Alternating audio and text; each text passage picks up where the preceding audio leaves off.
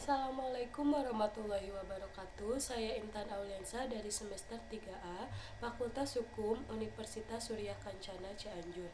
Di sini saya akan mereview jurnal, yaitu jurnal yang ditulis oleh Ibu Profesor Dr. Hajah Heni Nuraini SHMH, yaitu jurnal dengan judul Pengiriman Tenaga Kerja Migran sebagai salah satu bentuk perbudakan modern dari tindak pidana perdagangan orang, yang diterbitkan pada tanggal 30 bulan November 2015.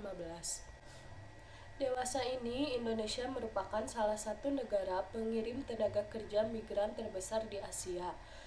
Pengiriman tenaga kerja migran umumnya dilakukan dengan berbagai cara, baik legal maupun ilegal. Pengiriman ilegal selalu dihubungkan dengan perbudakan sebagai salah satu bentuk dari tindak pidana perdagangan orang. Pemerintah sangat memperhatikan fenomena dengan realita adanya perbudakan, atau disebut juga sebagai perbudakan modern. Salah satu modus dari tindak pidana perdagangan orang, terutama terhadap perempuan dan anak. Karena Indonesia merupakan pengirim tenaga kerja migran terbesar di Asia, keadaan ini menjadi peluang bagi perusahaan jasa tenaga kerja Indonesia atau PJTKI untuk memanfaatkan dan mengakomodasi berbagai kepentingan tenaga kerja. Namun kondisi tenaga kerja dari Indonesia berbeda dengan negara lain. TKI di Indonesia sering bermasalah baik secara individual bagi dirinya maupun bagi pemerintah Indonesia. Masalah paling besar adalah TKI yang berasal dari Indonesia sering menjadi korban dalam perekrutan TKI yang akhirnya menjurus pada perdagangan orang. Berbagai masalah sering dialami oleh TKI yang menjadi korban yang berharap untuk bekerja guna memperbaiki kondisi ekonomi keluarga. Beberapa kasus perdagangan orang dari berbagai daerah di Indonesia yang paling banyak adalah eksploitasi terhadap buruh migran,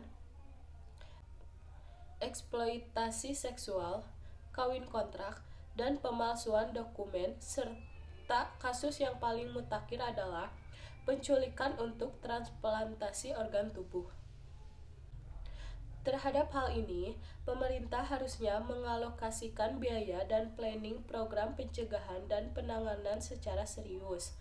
Selama ini hanya masih pada tataran teori undang-undang dan kebijakan sudah memadai, tetapi tidak didukung dengan program yang komprehensif dan dana yang cukup, terutama tingkat kabupaten dan provinsi.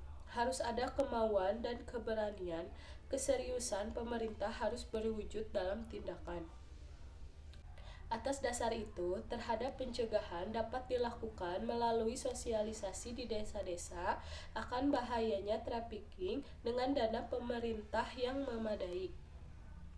Selama ini, upaya pencegahan cenderung dianggap relatif kurang karena upaya penegakan hukum yang dilakukan terhadap kasus-kasus tindak pidana perdagangan orang hanya menjerat pelaku dan korporasi seperti PJTKIS atau agen TKI.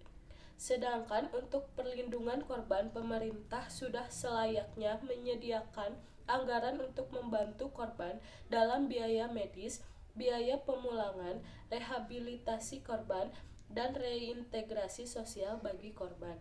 Sekian yang dapat saya sampaikan. Wassalamualaikum warahmatullahi wabarakatuh.